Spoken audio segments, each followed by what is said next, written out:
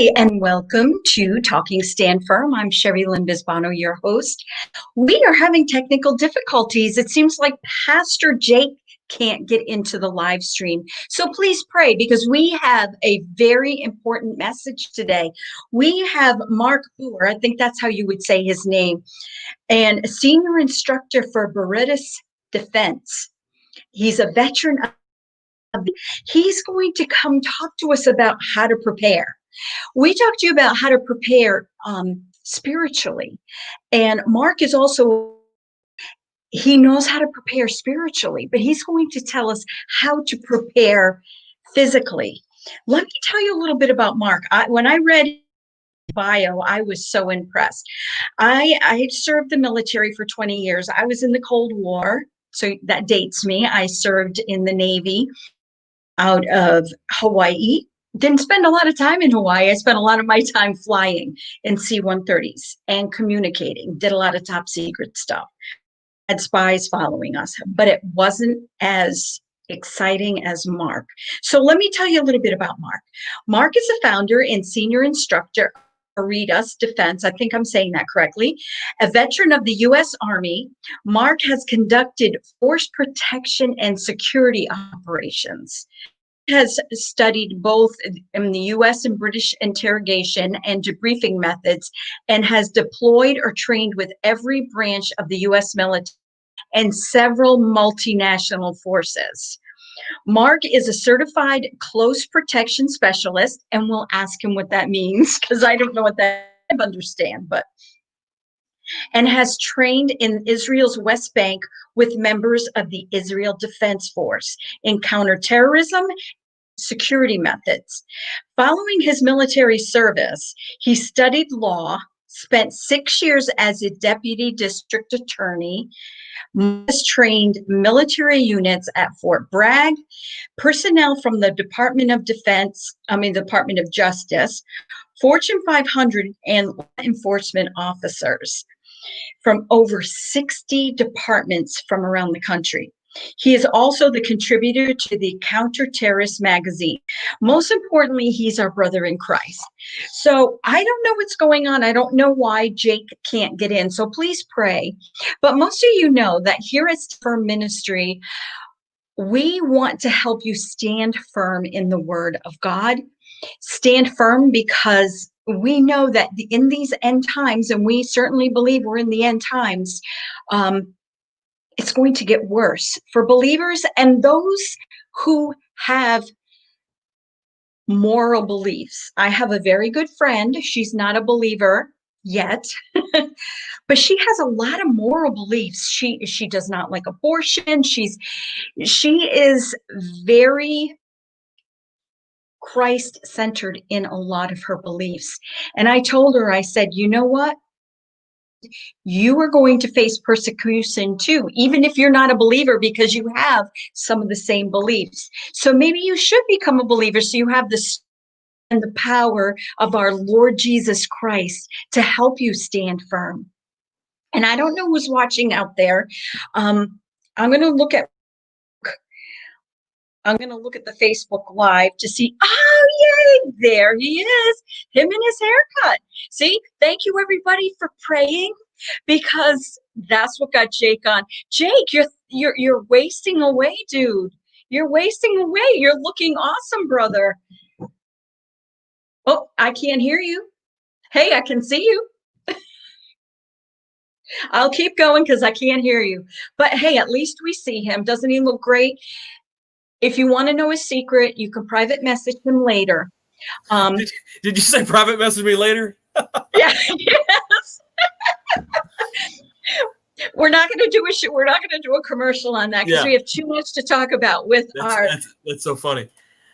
Okay, so you look totally different, Jake. You look like a whole. How much weight have you lost? Let's figure it out. Today it hit 78. So yeah. You lost a teenager. Not me as a teenager, but yeah, sure. No. Yeah. So Jake, I am so excited about today. I told everybody Mark's bio, and I have a really close friend who is not a believer, but she has a lot of the same beliefs as Christians do when it comes to the end times. I believe God is calling her, and she believes that too. But I told her that she is going to be persecuted along with Christians, because if she goes against abortion, if she goes against anything Christians believe in, you don't even have to be a Christian, you will be persecuted too. So I was encouraging people that they need to know our Jesus. They need to know their creator, because, we're not here to try to change your heart and change your mind. Only God can do that. But we're here to be, to stand on the wall and blow the trumpet and say, God is coming. And you want to be there when he takes his children. Right, Jake? Oh, absolutely. And I just want to, I hope if you're out there, let us know if you're hearing an echo. I'm hearing an echo, but I don't understand this. I believe this is an important show, and I believe it's an opportunity to connect in a lot of different ways with some folks maybe haven't been tracking with us. So real excited about this opportunity, but my goodness, I'm always pushing my time getting on, and I was on time today early, and something crazy with the computer, and so I have no idea. So I've gone in through a back way, and so it's all kind of mixed things going on. So I'm hearing like three of you, but anyway, if you're hearing three of you out there, please let us know. So I'll just give Pamela a shout. She says she's at an appointment, but hello from Wisconsin. Pamela, so thank you. God bless you. Yes, and Linda saying hello. Hi, Linda. And Pamela again, bless you what you do. Thank you, Pamela. And Matt, faithful Matt. Hey, Matt, love you. No, echo here. I love you, Matt. That's funny. There's the echo there. That's great. So anyway, yeah. So I just had to make it work today. But anyway, super excited about Mark. Isn't that? I mean, his bio. I mean, just super impressive.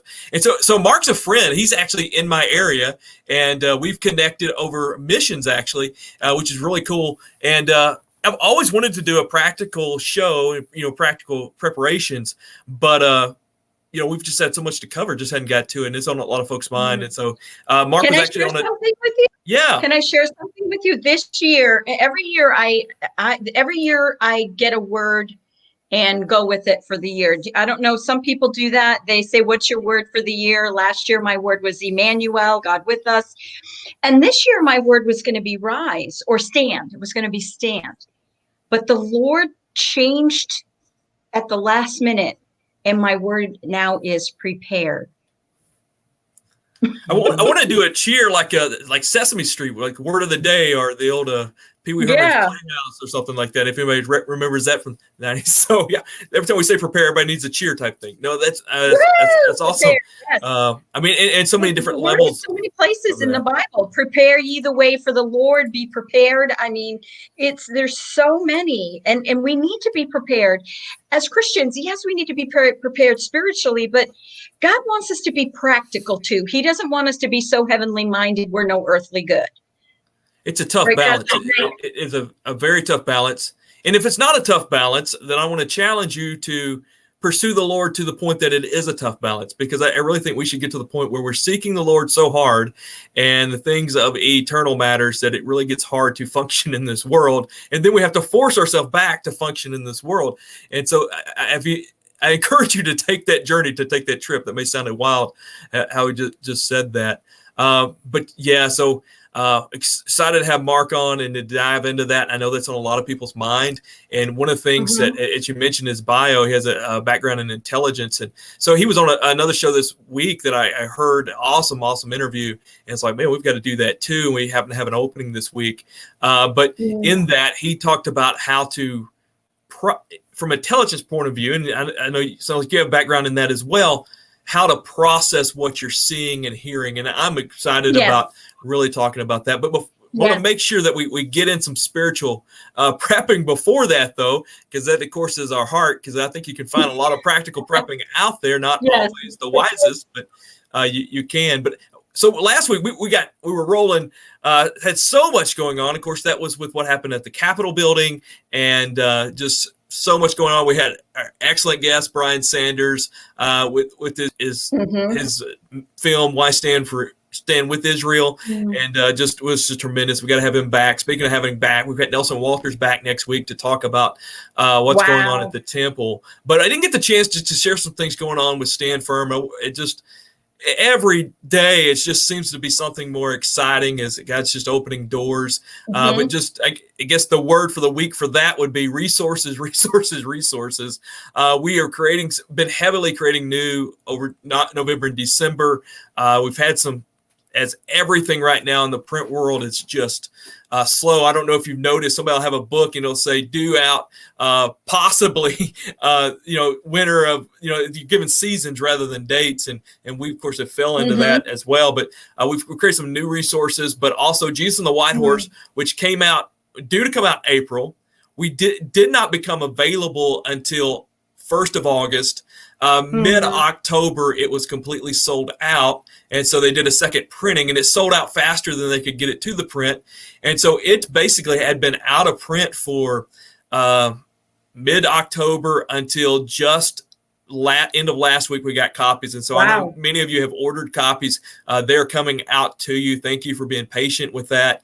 So that's available as well.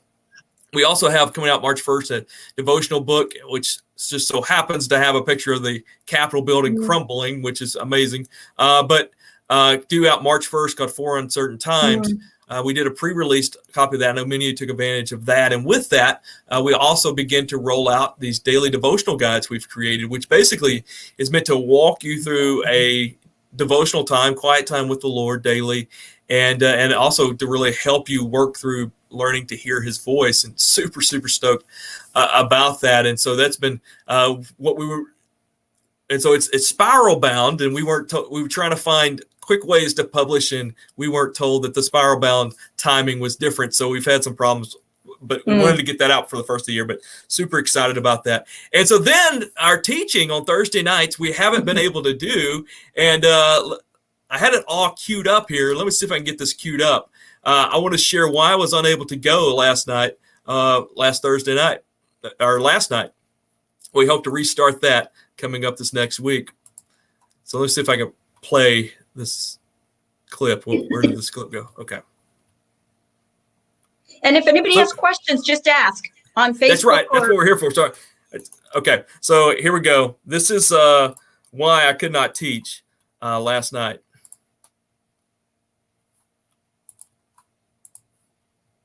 For everybody's enjoyment. Hey, Jack, this is how you sound right now. To let you know how you sounded when you sounded. Okay. This is how you sound right now. So did that echo? Because it was echoing really bad on my end. Oh, it did echo? Okay, so again, my problems are not resolved. So let's see if we can fix that. That was terrible because it was such a funny clip. Anyway, so yeah, I had some dental work done yesterday, and so like at 5 o'clock I couldn't talk, and so it was great. And then I was a little loopy, and so it was a lot of fun. So I'll have to play that when we can actually really hear it. Man, sorry, that bums out. So anyway, so we'll be starting that. And another thing, just want to share out there. One of the things that we want to do this year is get more practical, and so along with the devotional guides, but we also are launching something called the Stand Firm Circle. It is it's a 9-week course to jumpstart you in being prepared, being ready, and we're hoping to get something that's going to multiply. So the first one is beginning the end of this month.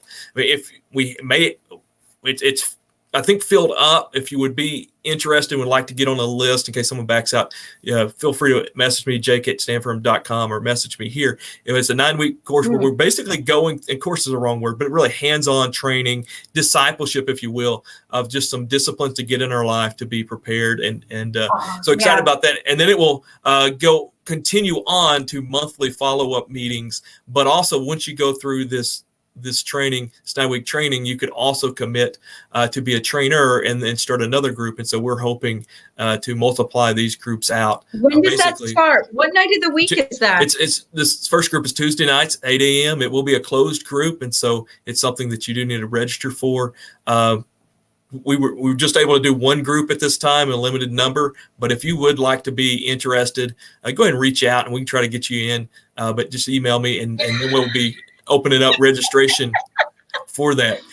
So yeah. So may I audit your class? You can. Well, you can be a part of it. It's hands-on. It's not auditing. It's not so much learning. I mean, we do a lot of that, but it is more practical. Oh, and I'm just really bummed that Clip. Okay, you're down. You're down. Somebody else want to reach out? Feel free to. Okay, so we've got Mark coming on in just a few minutes. So anything we need to hit before that? No, I think praying for our country is so vital. And, we're here, stand firm. Jake and I this has been on Jake's heart longer than it's been on mine. Well, and Jake and I came together because of this. And we're not here to tell you how much we know. We're here because we love you guys, and we know this is coming. The Bible says it is. So Jake, can you just talk a little bit about what's coming next for Christians, as far as in the timeline, as far as what should we look for? Yeah. And I don't want to steal Mark's thunder here, but I just want to say we need to practically prepare. But I wrote in Spiritual Prepper, kind of what got me into this stuff in Spiritual Prepper was, hey, you could spend your whole life preparing for a doomsday and possibly get it right and get all you need in order. And all you're going to do is prolong your life a few years. Now, right. I think there's a level of wisdom there because we're people that just live in the moment and we're totally unprepared. And so I don't want to downplay that. But we have eternity coming up, and that's what we really need to prepare for ultimately. So what's on the, next on the prophecy agenda, I guess. And I think one thing we think the Bible's not clear about it. It's very clear. Unfortunately, a lot of the rhetoric out there is not clear that's been giving. Always want to point us back to center stage is not the United States. It's not Washington, D.C. It's Jerusalem. It's Israel. It's the control of Israel, where Jesus' capital will be when he returns and sets up his earthly kingdom.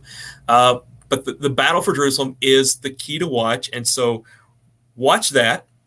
That's the eyes there. And then a Middle Eastern empire rising up, which I believe is the Ottoman Empire, revived, renewal of that. And so in Turkey. And so we see that happening. So I think the very fact that we had the Jewish people return to the land, which of course, been a nation since 48, had Jerusalem since 67, puts us in a timetable where we need to say, hey, this is very realistic.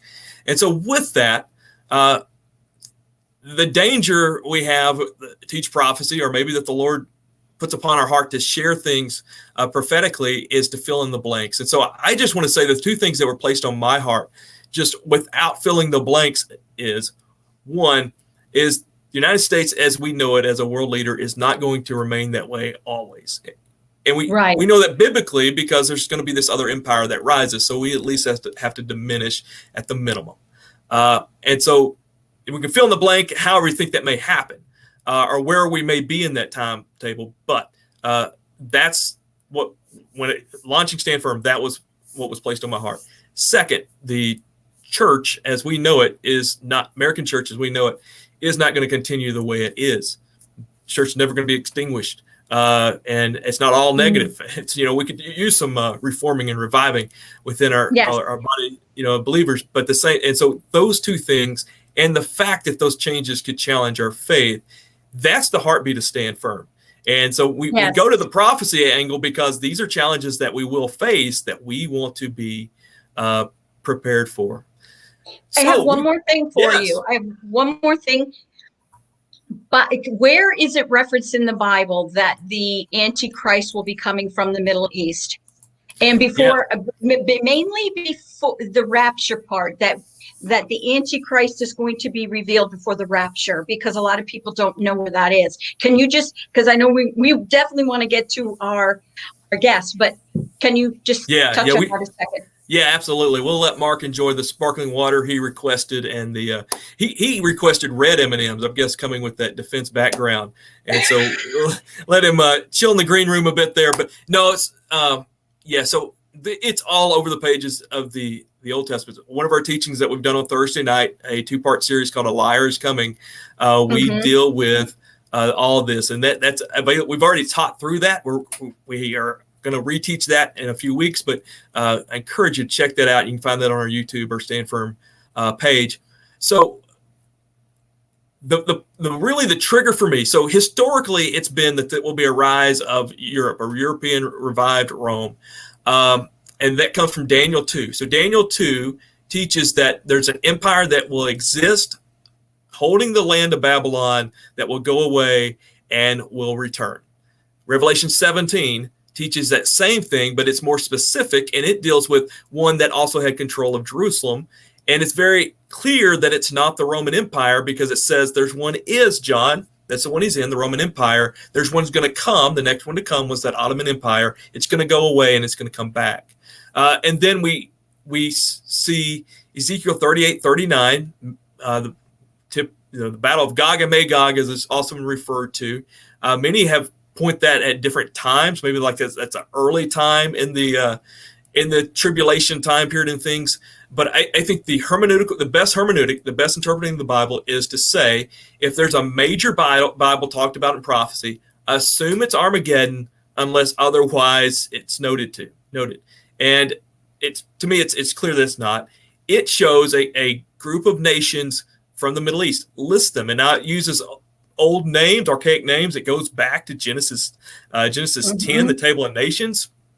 But it is list Mideastern nations, especially Turkey and beyond, and Northern Africa. We also have in Daniel 8, it talks about the Medes and Persians, and it talks about the Yavon, which Turkey area, and eventually Turkey coming to power there. And then in Daniel 11, talks about actually two groups of nations. One's in the south, one's in the north, that's at war ultimately, the Antichrist with the ones from the north. And that very well, as something that we'll be talking about next week, very well could be what we're seeing with some alliances being formed. But you said with 2 Thessalonians 2 talks about to me, is the nail in the coffin in understanding the time of the rapture. 2 Thessalonians 2, I think it's verse 4 mainly, but all of this, really the whole first of the chapter there talks about, Paul is writing because they think that they've missed the rapture, they missed the Lord coming back. Yeah. And they use the word gathering together. Now we would say rapture, but gathering together, this idea that they're taken up, resurrected from the dead, brought up from the living, raptured up, gathered back together to come back with the Lord. And so they talk about that. They're in 2 Thessalonians 2. And so he's answering the question when that gathering will take place. And he plainly says it will not take place until the man of lawlessness comes, the rebellion comes, in which it seems to be also he's pointing back to the abomination of desolation. But just very clear language there about the Antichrist rising before this happens. So with that segue and some heavy prophecy, let's come back to the States. Let's come back to everyday life. Let's get practical. Mark, we had some technical difficulties, so we've had a chance to share your bio, and we're so glad that you've been able to join us. Hey, man. Great to be here. Hi, how are you? Thank you. Good. Thank you for your service. No problem. I'm sorry. I feel like I'm a little underdressed, but it's casual Fridays around here. So oh, don't worry about it. Don't Actually, worry about it. Casual here, but yeah, no problem. Well, thanks for having me. So we're very excited. We're just so excited because as Jake and I were talking, being spiritually prepared is so important, but being practically prepared as believers is even more important. And you're just the guy to help us out. Yeah, I mean, for me personally, I don't really see a division between it. It's kind of all the same. I don't, and I mean, not everybody sees it that way, but for me, the mental, the physical, the spiritual, I mean, all of it goes together. I have a spiritual responsibility to protect and provide for my family, but that also includes the physical part of it, making sure that they're healthy and, things like that. So that's kind of how I look at it. Hey, Mark, I greatly appreciate you being on here. So me and Mark's been, we met a couple years ago over a missions opportunity was going on, and just, it's been awesome to to talk. So, I mean, we're just going to do that on the air and let people watch today while we do that. And so I really want to focus on the physical preparations. This was really, something I've been wanting to do for a long time, but really accelerated through the events that happened at the Capitol. And then I'm sure I've had this sent to me tons of times, and that's great. Keep sending me stuff. I'd love to walk through it and see it. A video has been circulating about court-martialing and needing to prepare, and a lot of things like that has come out. So I want to dig into the practical aspects, but I caught an interview you did the other day, which I encourage people to go check it out at Fit and Fire YouTube channel. You can watch a very lengthy video, and I don't say that to keep you away from it. I say that to go check it out, because this is going to be short, and go check that out, because you'll hear a lot more. But you said some things in there. I'm like, man, I want that said here. I want this some tape on this. But so from your intelligence background, I know you told me the other day, you even though you have more intelligence background, you like to lean on the infantry background and share that more. I like to think of myself as more of an infantry guy, but the truth be told, I spent more time doing intel work. And so, but one of the things you said is you were asked about what happened at the Capitol, and you made a point. You said from your intelligence background, you have to know how to process this, and you framed it. And so I think for us, because we see this now. If we understand the times like we think we do, we're going to be seeing a lot of things, and we've got all kinds of news. We've got all kinds of social media on it. Everybody has some commentary on it.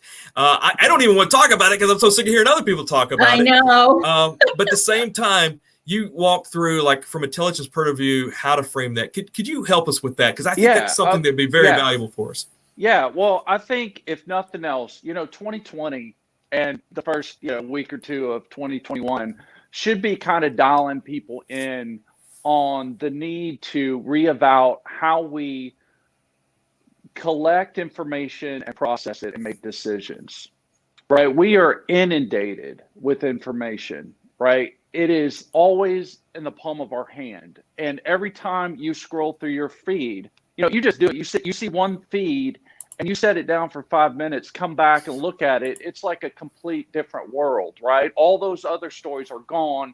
It's been replaced by new ones. And so it's very hard to know.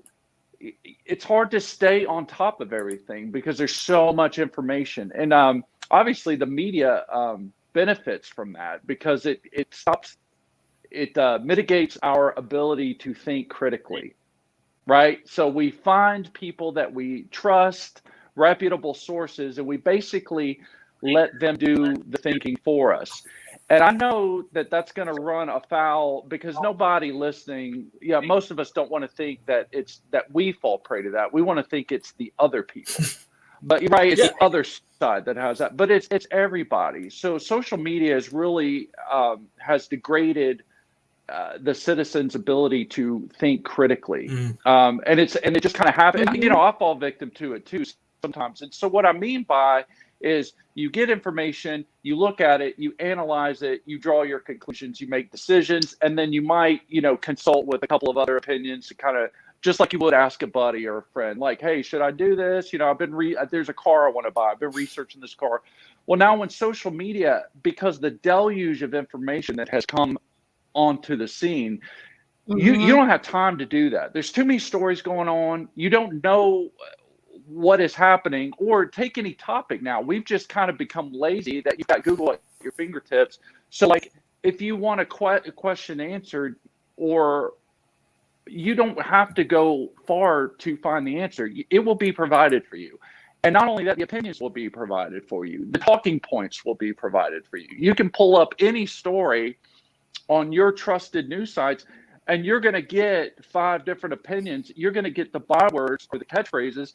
And the way that this is going on is just pull up your feed and look at the stories that your friends are posting. And what you'll notice is you'll have friends from different states that are posting a story and putting their commentary on it, and they're going to have the same buzzwords, the same catchphrases, and they all mimic. I mean, you and I were talking about that. You agree with me that, right? That you've seen that before, and we've all done that before. And that's what I mean is it's not that those people were thinking analytically and all of a sudden came to the same conclusions. It's they typed in, they did the search. Yeah. The opinions were provided for them. They quickly adopted them, carte blanche, without even thinking about it. And then they go and, and then when that happens, then when you do see stories, that kind of goes into the fog of war thing, right? That we were talking about. So the fog of war is that, at the onset of the commencement of hostilities, you have in the military parlance what we call the fog of war. It's just this confusion. Communications aren't always clear. There's a lot of unknowns and things that were maybe unaccounted for that now have presented, and people are trying to do the best they can with limited information, on the fly. And so that's the same here. You look at the Capitol thing. So we're a few more days removed from it, that more stories are coming out. And many of those stories are in direct conflict with the ones we first heard, the first narratives that were out. And it's not always, now you can be cynical about it and say, well, that's because, right, it was done that way on purpose. And I'll give you that. Maybe that was the case, but also that's going to happen no matter what, right? Because you got to understand, we are not, these news agencies, they got to have the scoop. They got to have the story. That's how they make money. That's how they sell copy and advertisement. So, even they are not necessarily vetting the information because they don't have the time to, right? These new, and I don't care if it's your news folks that you like to watch, or mine, whatever, they don't have the time. So what they'll do is say, hey, here's what we got. We're getting reports of this. They'll have some expert come in and weigh in and give you a bunch of commentary that's not relevant to anything because A, he didn't see it, he didn't hear it, he's not there, he's not, he's probably in another state away. And he's not working off of any information, but they use that to fill airtime. And so, what we were talking about the other day, it's like oftentimes your first report is not going to be correct. It's not going to be accurate. Your second and third report is not always going to be accurate. When we saw videos or photos, especially in the media now, you don't know what's photoshopped or not. You don't know the context. If you see a video of something happened, you didn't see what happened before, the lead up to that. So what I'm saying is, I'm not saying that we discount all news reports. I'm not saying that we, just throw our hands up in the air and say, well, it can't be known, don't pay attention to it. That's not what I'm doing at all. I'm just saying be very careful in the first 24, 48 hours of the opinions that you form and the decisions that you make with, especially when you see sensationalized news stories. You just have to be careful is all I'm saying. And that's not unlike, in the military world.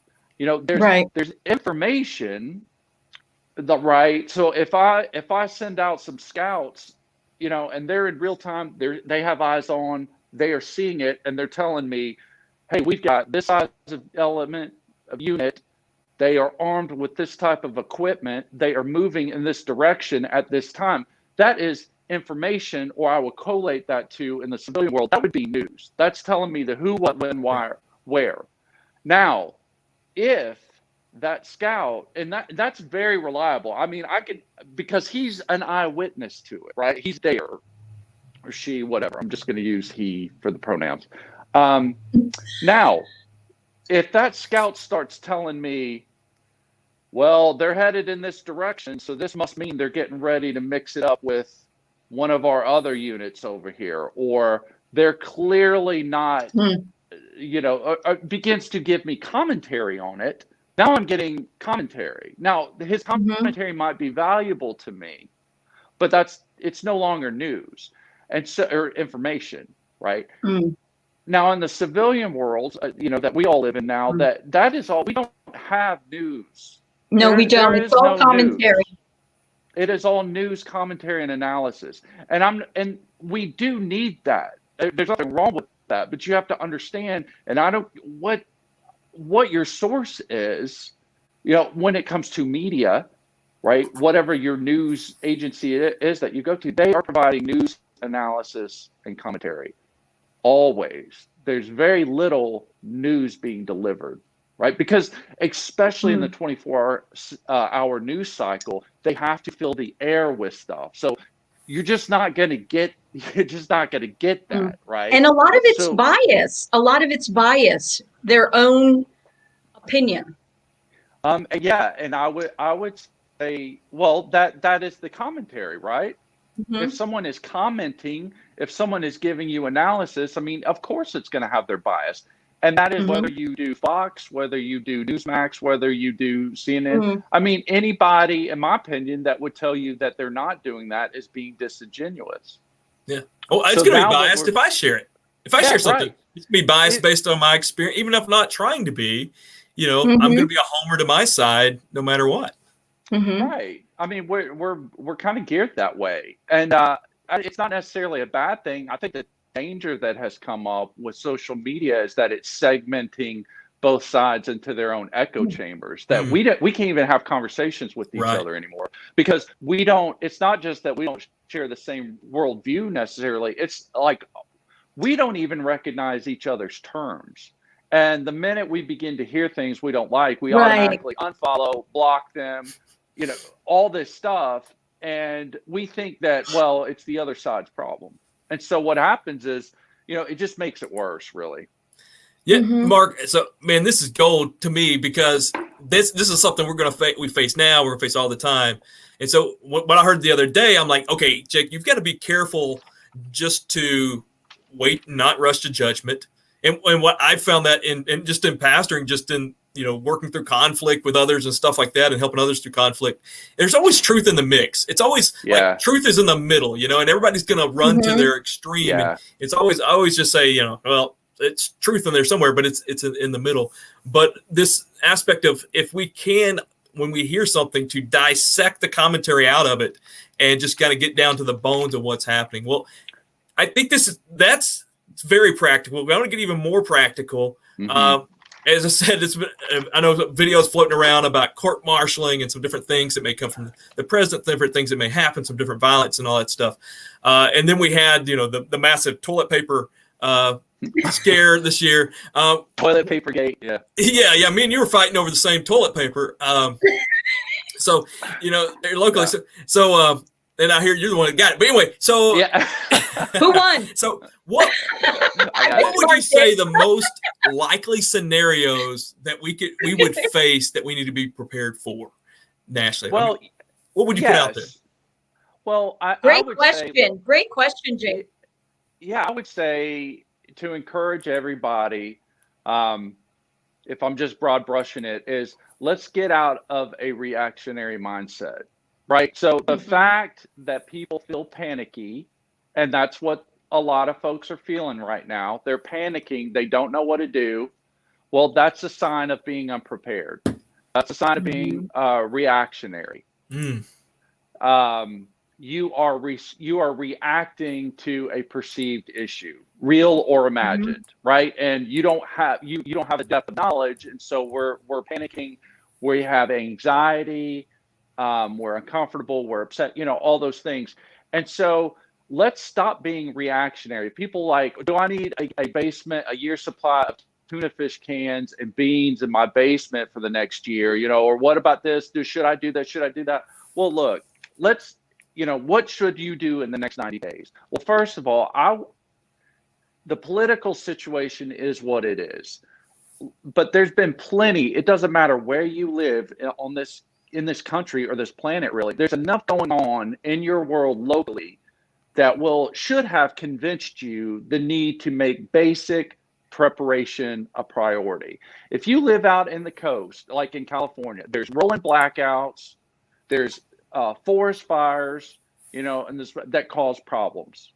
Where you and I live, Jake, down in Northwest Arkansas, we get all that wonderful weather from Oklahoma that blows through. So we get all that ice storms and wind storms. We have a lot of power outages here, or the potential. So, things like that. Or if you live on the coast, hurricanes, you see where I'm going. So we don't have to, it shouldn't take a pandemic, and toilet paper shelves being emptied to all of a sudden, start getting basic, or cities burning down and being looted and rioting for you. There's been I don't mean to beat a dead horse, but there's been plenty going on to tell us, hey, let's start getting ready. Let's just have a basic baseline preparedness ready. So if I was going to break those things down, I would break them down into 3 categories.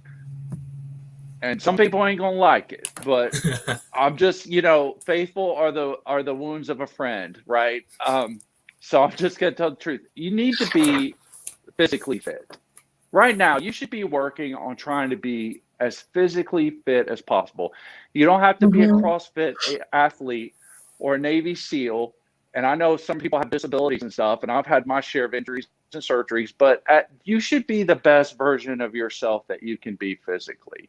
Because when crises erupt, whether it's your house burning down or a flood or someone, riots in your neighborhood, the fact of the matter is, if you're sick, if you're weak, if you don't have any kind of endurance, you're no good to your family, right? Because when crisis strikes you, it puts a lot of stress on your body. That's why the military wants us as fit as we can be, because combat and deployments are very stressful to the body. So we emphasize physical fitness so that we can endure those things and get the mission done. Your mission is to take care of yourself and your family.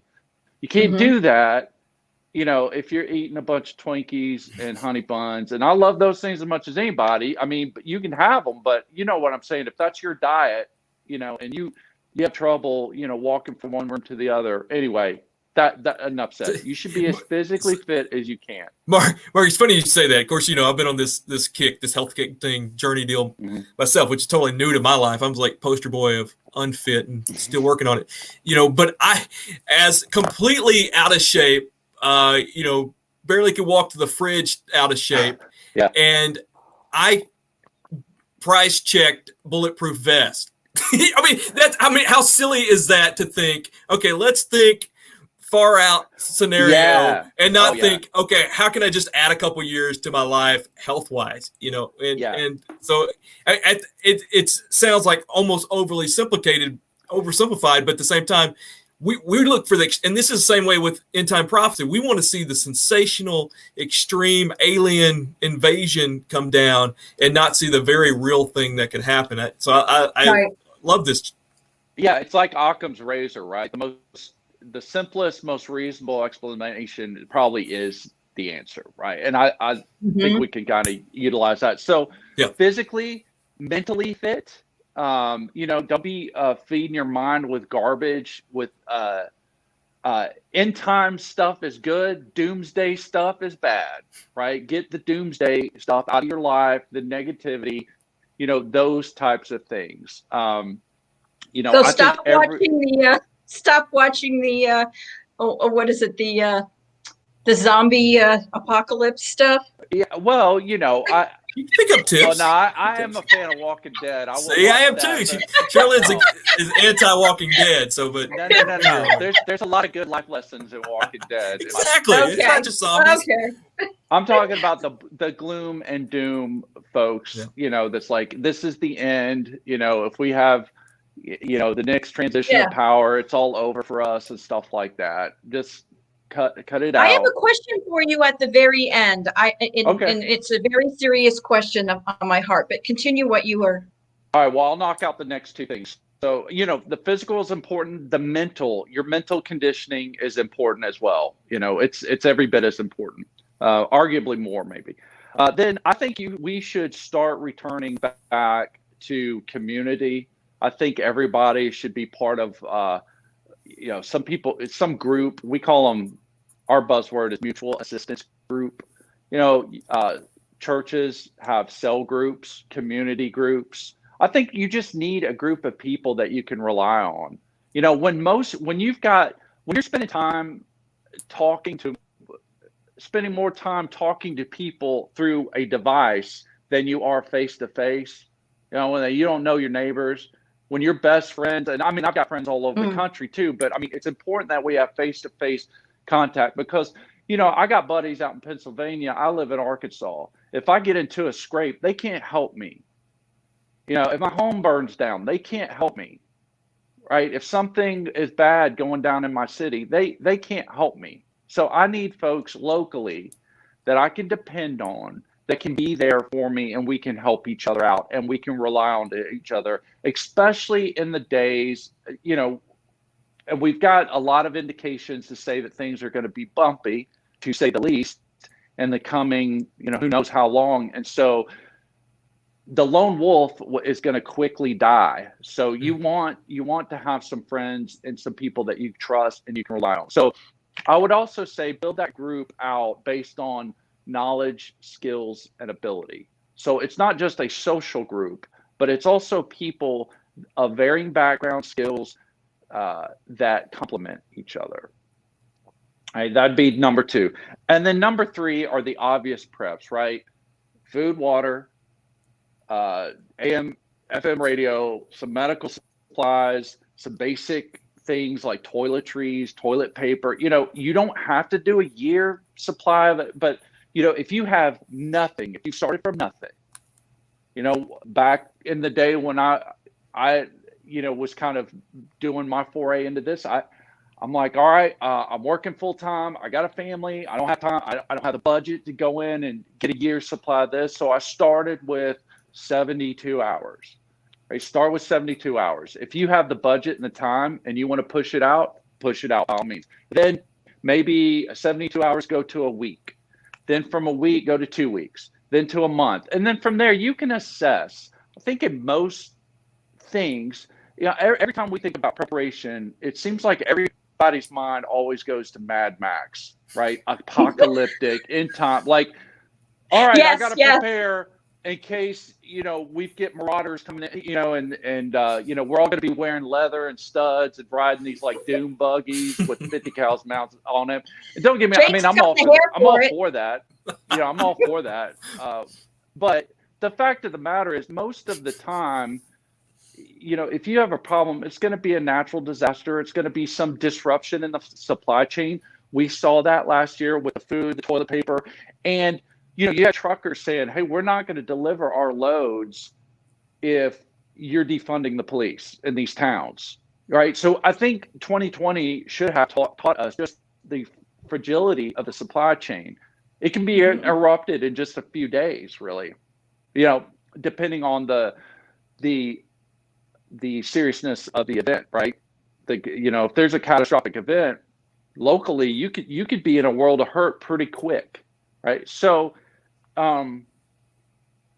get those things ready. But I kind of lost my train of thought. But I think on those areas, but you can start small, build it out. Don't break the bank doing it, but have those things, and then you have a support group. You're mentally and health and physically fit. You're going to do just fine. I know what I was going to say. If you look at, power outages, most natural disasters and things like that, I mean, usually, at least in my experience, after a couple weeks, the city or your county, I mean, they usually kind of get a handle on things, short of like major earthquake or something like that. But, there's usually by then services are starting to come back online. There's some kind of logistical framework that's put into place to begin the repairs, to begin the, bringing in the supplies and things like that. So, or after 2 weeks, you're going to figure out whether or not your position is unsustainable. And do we need to leave the state and go stay at grandma's house for a couple of weeks or whatever? So, I mean, I'm not saying the Mad Max stuff can't happen. I've been to countries where it has. So I've seen it firsthand. I know that it's possible anywhere, but let's first plan for the stuff that we know happens and can happen and we've experienced in our own communities. Let's plan for that first. Then we can do the Mad Max stuff afterwards. Just my opinion.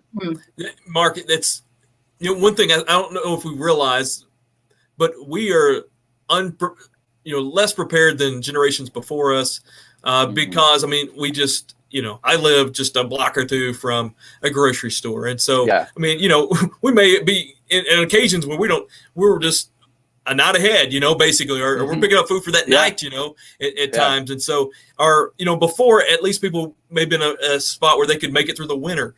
And so, we are probably the least prepared as I think a lot could be. Yeah. Well, urbanization, I think, has played a large role in that, for sure. And technological advancement. The way we store food, the way we can store things. We don't. They don't have to have as long of a shelf life, as they used to. So, I think there's some of that at play. Yeah. And one thing I guess practically learned is I got on a kick. I needed to be prepared for 3 months was the thing, and went out and bought all this food, all this stuff. Well, and actually came a point where we actually used some, but it was like by the time it got to be needed, it was to some degree, it was all bad. It was old. I mean, so it's even if you've got something, you make sure it's sustainable, or you've got to work it with that. Yeah, make sure it's something that you're going to want to eat so that you can cycle through it. And make sure also, I would say, make sure it's a healthy, balanced diet too. Don't just like I said, don't just get a case of tuna fish and beans. I mean, you're going to run out of that. You're going to get done with that pretty quick. Make sure you're hitting, kind of all the food groups and the things, and it's protein, stuff you want to eat. Yeah. So we have about 10 minutes left. I wanted to ask you about, and this has been something on my heart, but a go bag. I live in the Northeast. I live right near New York, right near Boston. If something were to happen up here and I would have to leave, like head out west or south or something, what would you recommend be in a go bag? Or like you guys, you're in a metropolitan area, if you would have to go somewhere else, what would you recommend be in a go bag? Well, ready. Or do you even recommend that? I think it's a good idea, especially depending on where you live, what types of things you might be able to, things you might be facing. Now, you can get on the internet, and especially on YouTube, man, that's like a really popular topic, and you'll run the gambit of, and some of it's very practical and some of it probably not so much. With me, before I buy something or spend time preparing something, I want to think about what is my end state. All right, instead of first, do I need a bag and what should I put into it? Well, let's back up. Why do you need a bag? What is it that I'm concerned about that could happen that's going to prevent me from coming to my home? Let's analyze what those threats are. Then I can plan the bag accordingly. If I'm worried about, some type of natural disaster, versus Mad Max marauders coming in and burning down my house and everything. See, if it's a Mad Max thing, then, I can't use just a go bag. I'm going to need a truck, right? Because I'm never coming back there again. Yes. And that's what I mean. Like most of these people, when they talk about go bags, they're behaving like the Mad Max marauders are going to burn your place to the ground. They're going to rape and pillage your entire community, and you're never going to come back there again. And then they tell you 12 things to put in a little North Face backpack or whatever. And it's like, no, dude, you need a U-Haul truck because you're never coming back there again. It's desolate, So think about, I would say, well, what is it that you're concerned about? And where is it that you would plan to go? And how long do you think you're going to be there? So to me, when I think of a go bag, I'm thinking it's something that's very temporal, that's going to let me get from here to another place where then that's going to be where I'm going to be for a while. So is that next place that's that what you're I'm going thinking. to, does it have the supplies and the things that you can refit there, like your clothes, your wardrobe, your things like that? Or is it something that you're just going to be there for a little while and you're going to come back to your home? And of course, nobody knows the future, but I would say, again, in my bag, change of clothes, some food, some water, some kind of medical stuff. People go crazy on that stuff. They'll tell you get copies of your passport, and this and that, and pretty soon they turn it into a big, it's more than just a go bag, right? After a while, so it's a gone bag. It's a gone bag. Yeah, so I mean, those are just. That's kind of how I think of it. And I think if you kind of analyze, well, what is it that I'm concerned about? and then where am I going to go and how long am I going to stay there? Can I refit? I think that will kind of tell you what you should put in that bag. Those are great. Can you say, what am I concerned about and where am I going to go and am I going to stay there? Yeah. And are you going to stay there? And, is that a place that, you can kind of refit from there? That's great. funny that you mean, basically, you're telling us to think. Going back to that critical thinking. Yeah. There's so many, I'm telling you, I deal with this all the time. We try to kind of pump this into our classes because we as people, right, we got a lot on our brain. We got a lot of stresses and pressures, and we just want a list. Just tell me what you do and I'll do it. Well, my list for me isn't always going to be the best one for you. There's going to be some stuff, right? Both of us have to drink water and eat food. So, somehow to do that, I'm also much more concerned when it comes to water. Instead of just having crates of water, it's how can I purify water? How can I replenish water? Because I drink about a gallon a day, just kind of I do that standing on my head without even thinking about it. So if I'm getting real after something, then I might even drink more than that. So, I can't carry 5 gallons of water on my back with everything else that I got. So water purification. That's probably a little different than how other people, you can have another guest that would go through a whole big list of things that you should put on it. And I'm not saying they're wrong. It's probably good advice. But for me, that's just kind of what I think is what am I worried about? And where am I going to go? How long am I going to be there? And can I refit at that new place? So, Mark, we only have like 4 more minutes. Can you, is there something on your heart that you want to tell all of our listeners? Go for it. I think, the last year has been hard on anybody. I don't know anyone. It's impacted some people more than others, but I don't know anybody, regardless of your background, that's been unscathed by it, that's been unimpacted by it. There's a lot of uncertainty about everything going forward. And when there's uncertainty, the first thing that comes up is fear and anxiety. And a lot of that can be negated, again, if you return back to taking care of yourself physically and mentally and preparing. Because once, when you are fearful and panicky, that's really because you feel at a loss of control. And there's a lot of things you can do to regain control. And that's those 3 things that I mentioned. And ultimately, whatever happens in DC, it's going to impact our lives, but not really as much as you think. I know I can see the hate mail coming now, but I'm just telling you, your local government affects you a lot more than the stuff in DC. The things on the ground affects a lot more than, you look at the folks in Portland and the folks like where you and I, like where you and I live, Jake, right?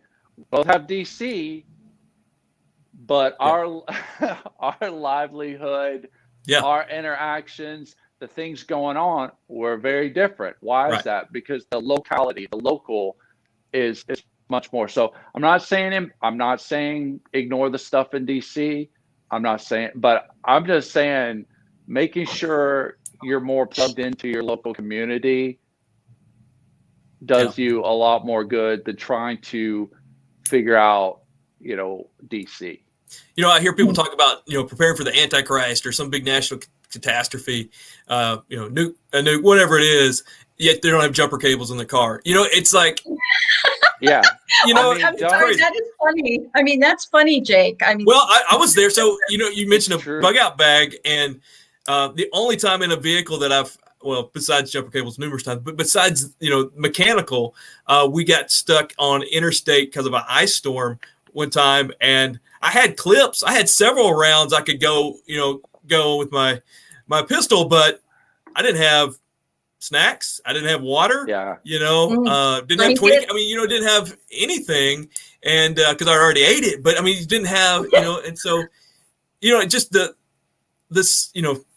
just like you said, I think it's amazing, and this is why we had you versus somebody who may just give us a blind list, is to say, hey, let's think through this. I watched National Geo Doomsday Prepper Marathon once, and it was like 8 shows in a row, every 30 minutes, different families preparing in different things. And what I was amazed with, they all prepared for something different. And it's like, okay, someone out of this mix is going to be wrong, and they've invested so much into it. And I'm just like, you just need to take a step back and let's say, what's the most likely scenario? What can happen? And that's where it leads me to talk about spiritually preparing, because even though if we get everything right physically, we're just going to preserve a few more years versus, eternity. Yeah.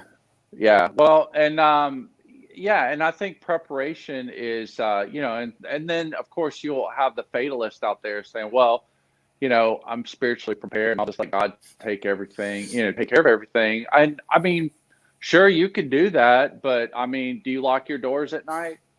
Yeah. Do you lock your car doors when you leave and you go into the store to buy? I mean, why do you do that? Why? And what I found is, like with preparation, we tend to do what's easy, and then we find excuses for why we shouldn't do things. So, we could puff ourselves up and say, well, I'm spiritual and I'm just trusting God. And, Nehemiah chapter 4 said, we prayed to the Lord and we posted a guard. Amen. We'd like you to come back, Mark. Sure, I'd love you to come back, because I'd love to talk about the spiritual aspect of it, where we're 8 minutes over our normal time, but we've been going about a little over an hour. But we'd really love to have you back and talk about the spiritual aspect of it too. How should Christians prepare in a practical way, in a spiritual way? But what should our attitude be in all of this? Should we just give up? What should we do? But I think that would be great. Would you like to come back? Yeah, I would love to. In the interim, if I could, if I could just do a quick plug, if there's anybody that's, has found any value in anything that I've said today. I have a lot. Well, thank you. If they would just, could I give them my website? So absolutely. Yeah. So we were getting to that. No, do what? We were going to get that in, but go ahead. Yeah. Oh, no, it's fine. If you put it in the show notes or something. No, come on. Okay. Well, so we send out, a newsletter, and it does. I say once a week, doesn't always go once a week, but regularly that goes out. And our website, if you're interested in signing up for it or getting some training, we're in several states. We do things in Arkansas, Pennsylvania, Oklahoma, Missouri, Kansas, all around. www.Barritus, B as in Bravo, R-A-R. So hold on, let me try that. Is it B-A-R-R-I-T-U-S? Is it Barritus Defense? B-A-R-R-I-T-U-S, B-A-R-R-I-T-U-S defense.com?